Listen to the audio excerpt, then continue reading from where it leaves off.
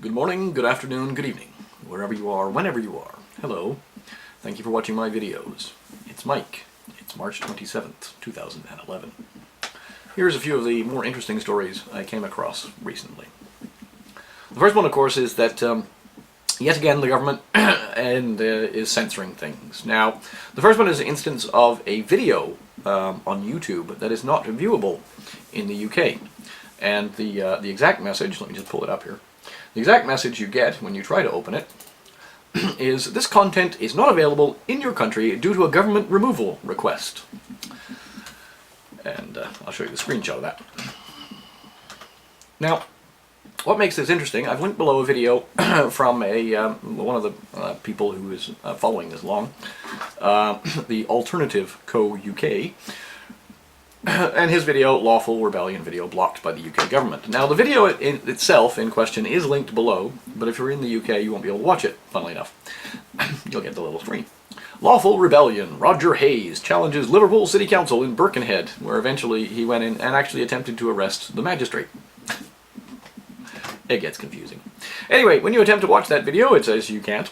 And if you follow the links, it will take you to a page explaining what a government removal request is.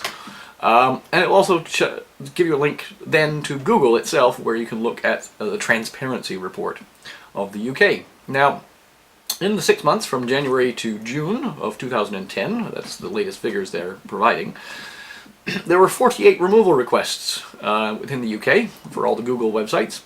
And 6 of them were removals of YouTube videos. There were another 29 removals requested as well. And there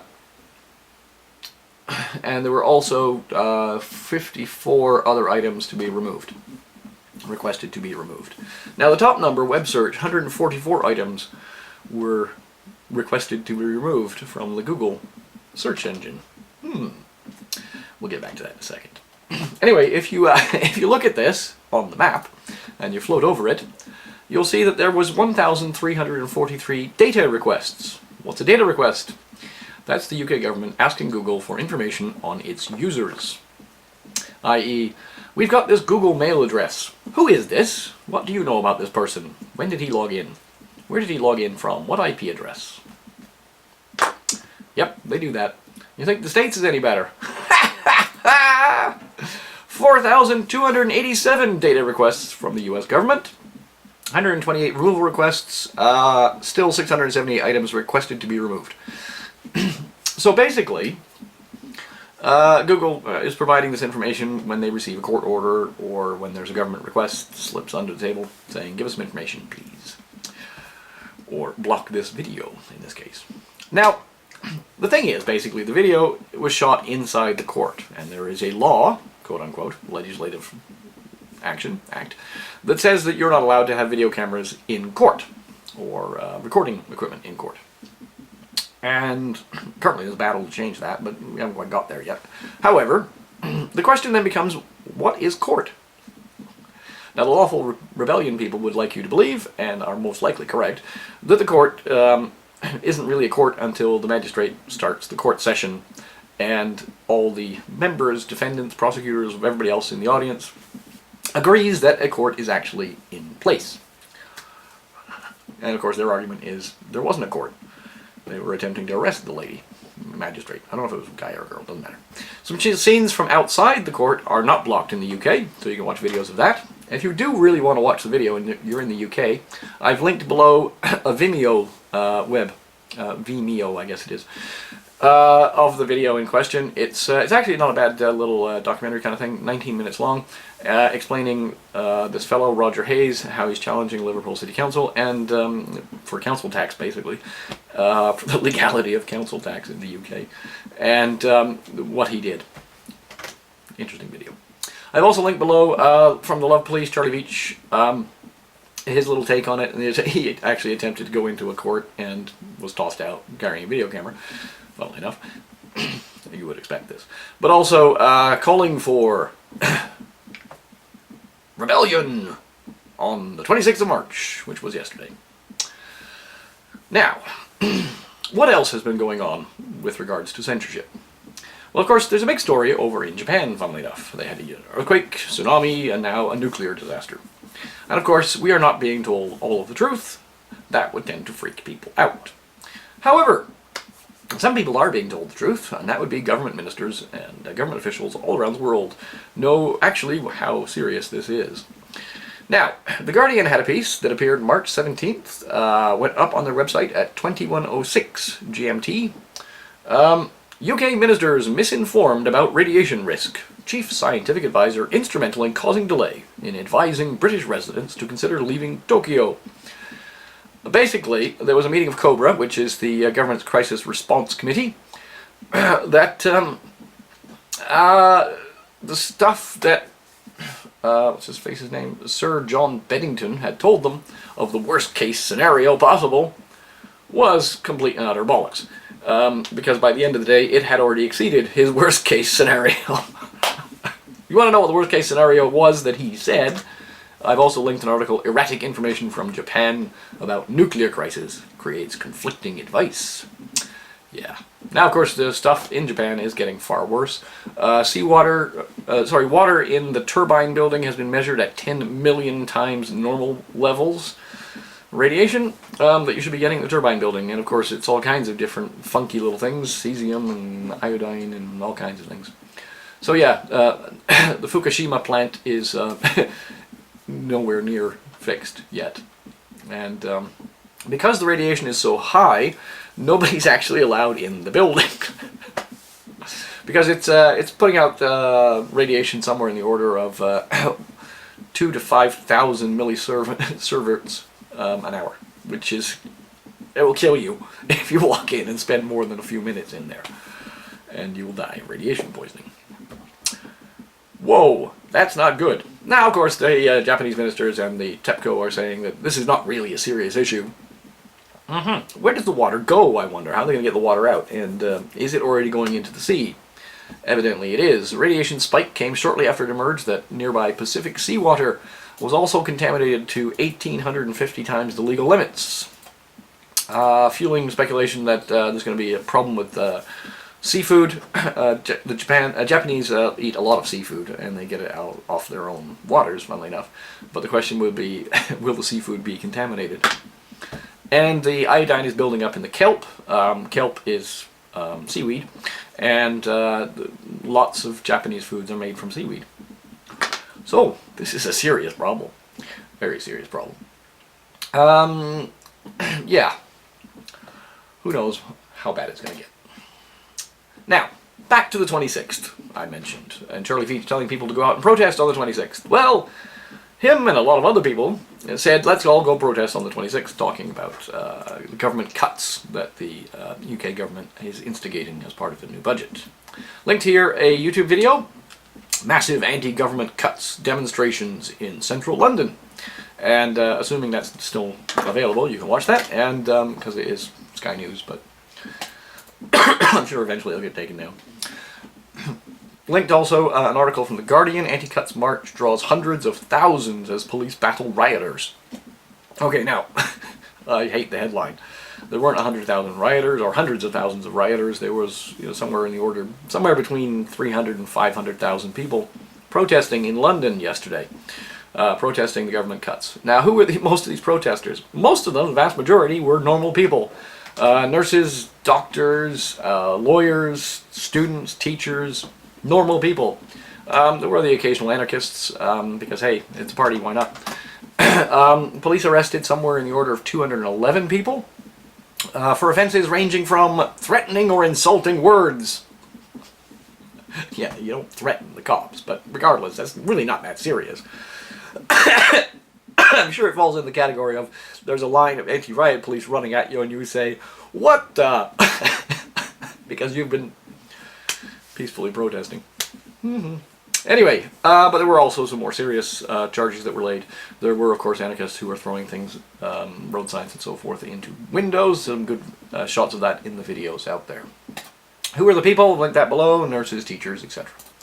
Now, the issue in Japan, of course, is that they're going to have to rebuild. 27,000 people have died, at least, and it's just getting worse. And the estimated cost of rebuilding the parts of Japan that were destroyed by the earthquake and the tsunami is going to be quite high.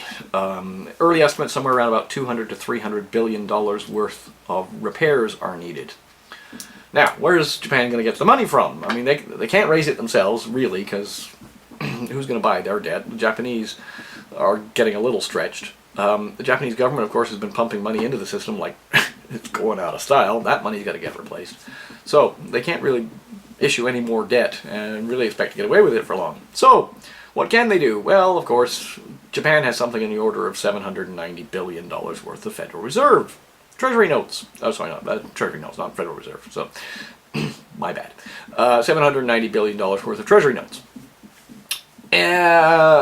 So, they can sell some of those, okay? So let's say they sell 200 billion or 300 billion of the Treasury notes. Who's going to buy them? Who's going to buy U.S. Treasuries right now? Perhaps it'll be the Fed. Now, the Fed's quantitative easing program has really been kicking off this second time around, or quantitative. Why? Well, I don't know what they're doing, but anyway, looking at their official webpage, they do provide an Excel spreadsheet that shows you what they've purchased in the last few months, and they do it by month. So I can see here, for instance, from the February 11th through March 9th, there's an Excel spreadsheet that shows you how much of these treasuries they bought. And if you do the calculations and add everything up properly, which I did, they have bought in the last month or so $129 billion worth of treasuries. Now, they haven't been buying it from the Treasury directly. That's not true. They have bought some directly from the Treasury, somewhere in the order of 3 or 4 billion directly. Where's the other 125 billion coming from? Well, they're buying it from the banks and all the investment houses out there that have held on to treasuries for years and years and years. So that real money, quote unquote, is being pushed into the banks in exchange for buying these treasuries off the banks. So, effectively, the Federal Reserve is pumping in 124 billion into the system in the last month. Now, in the last month, how many treasury notes have been auctioned off? I thought to myself, because stupid Excel, I would like to switch pages. Oh man, I hate Microsoft. Okay, in the last month, the U.S. Treasury has auctioned off $118 billion worth of Treasury notes. These are the longer-term notes, and that's what the Fed is buying, these longer-term notes. So, the Fed, there's been other things the Treasury sold, so the cash operating funds and all that kind of stuff, but effectively, what the Fed is buying is what the Treasury has been selling. They sold 118 billion, the Fed bought 124 billion. Sounds to me like the Fed is monetizing the debt, but doing it in sort of a sly, underhanded way. So let's pretend that the Federal Reserve has pumped in 200 billion into the financial system in the last 2-3 months into the U.S. system. Well, yeah, that's what they said they were going to be doing. Probably not that much, though. I believe the last I heard it was going to be 50 billion a month or something. But anyway, yep. So they've pumped roughly 200 billion in. Now, I'll link below the Fed page so you can get the data. I've also linked below the Treasury auctions page so you can go and check to see what they've been buying or what's been selling. And also I've linked to a Fidelity page that will tell you what it is exactly that the Fed is buying. You can go and query each of the things they're buying by the CUSP ID. CUSIP, whatever. I don't know what that stands for.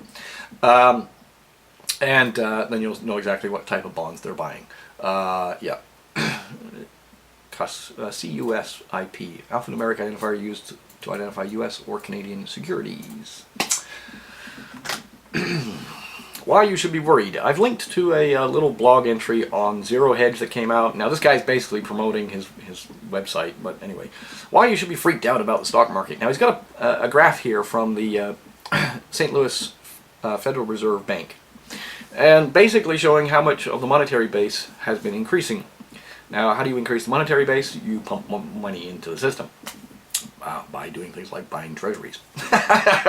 Anyway, in the first 3 months of this year, they seem to have pumped in somewhere in the order of 400 to 450 billion into the system. Now that's slightly more than the 200 billion they claim that they've been pumping into the system. So where's the other 200 billion going? Well, we are not to know. We'll just pretend it's not happening. And of course you can see how the Fed has reacted, and that something big is coming down the aisle, which is what Phoenix Capital Research would like you to understand, that the Fed is starting to freak out again. And you should be careful. Linked below from the New York Times, it's 2026 and the debt is due. Of course, all the debt that they've been purchasing comes due between now and 2026, and needs to be rolled over a few times between then and now. And we have a little presidential address to be delivered in March of 2026, basically saying it was a mess. We knew it was a mess, we kept it going even though it was a mess. Now, of course, there are people out there, shadowstats.com, John Williams has been saying that he expects a hyperinflationary recession or depression to start somewhere in the next 2 years, roughly. I kind of tend to agree with him. A couple final articles. It's tracking your every move, and you may not even know. Basically talking about the fact that all your cell phones out there and your mobile devices and whatnot, they got all kinds of technology in here. Every 7 seconds the phone communicates with the cell tower to try to figure out which is the best cell tower to make a call onto. And the phone companies have been tracking this information for the last number of years. Now, over in Germany they had a big stink about it, and the German government has come up with a law saying they're not allowed to do it anymore, but it doesn't cover anything in the UK or the States or Canada for that matter. IMF to soon activate special funding pool. This is from the Wall Street Journal. It came out on Friday. IMF is expected to soon activate a supplementary funding pool to boost resources available. So they had a pool before of around 80 billion. Now it's up to 580 billion. And they finally crossed all the T's and dotted the I's on all the documentation so that the money will become available should it be required. Now, why would they need $500 billion? Well, Portugal for one. Portuguese government fell apart last week. The president or prime minister, it doesn't matter, gave up, walked out. Portuguese are shouting in the streets. The piece I've linked is an entry of the this year's Eurovision entry from Portugal, with a song which is called, let me find it in here, I don't know where it is, doesn't matter. Basically saying that everyone should revolt. No, that's not entirely true. The lyrics are, everything went wrong because the politicians, whether left or right, have the power and only one idea: to make money, money, money. That was something a student said. Now the song lyrics are, the struggle is joy. Day or night, the struggle is joy. Effectively calling for protests. Now, where's it going to go? Who knows? Getting bad in England, though, over in Britain. Article from the Telegraph, from Liam Halligan. Britain's leaders should come clean on the true depth of the fiscal crisis. Basically saying that, much as in the States, you can't keep doing this, and eventually the system will completely collapse. Unless we start doing something serious to cut the spending. But the big problem is all the bailout money in the banks and Fed pumping money into the system. It's going to get bad. Peace, love, understanding, think about things. I'll speak to you then soon.